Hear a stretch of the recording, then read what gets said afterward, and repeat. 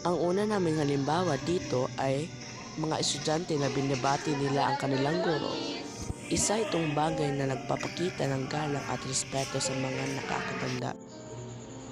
Pangalawa, bigyan mo ng bagay o kahit anuman ang mga nangangailangan. Kasi dito, kailangan mo silang bigyan dahil baka sila'y nangingailangan. Huwag mo silang pagdamutan, baka pangit ang kalabasan. Kung gusto mo maging swerte magpakailanman, kailangan mo sila munang tulungan.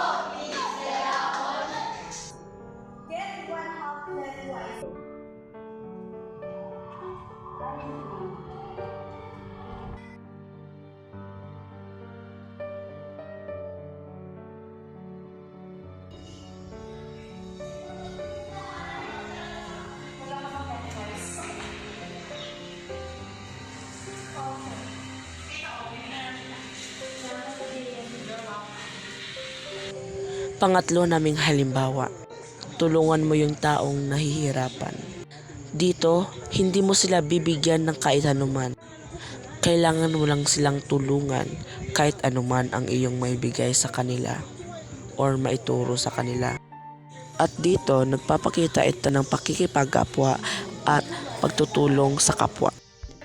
Hindi ko po alam. Pwede mo ba akong tulungan? Pang-apat, bayanihan. Pakikipagkapwa ito, ngunit isa itong bayanihan. Bayanihan at pakikipagkapwa ay parehas lamang, ngunit ito kailangan mong tulungan ang isa't isa. Dito, sa halimbawang ito, lahat sila ay nagtutulungan para manilisan ang kapaligiran. At saka dito, nagpapakita ito ng pakikipagkapwa dahil sila lahat ay nagtutulungan para malinisan ang kapaligiran.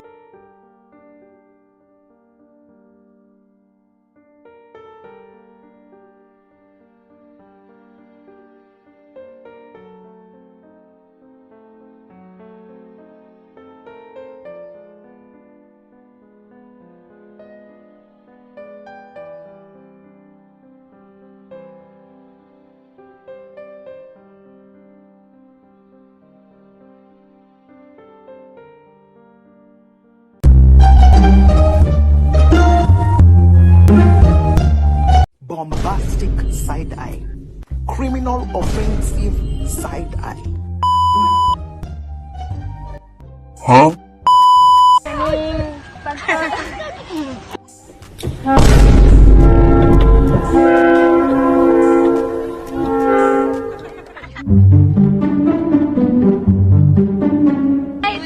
Doon ako pagtugan og Uy, papi na ako mo pag sorry mo sa inyong each other.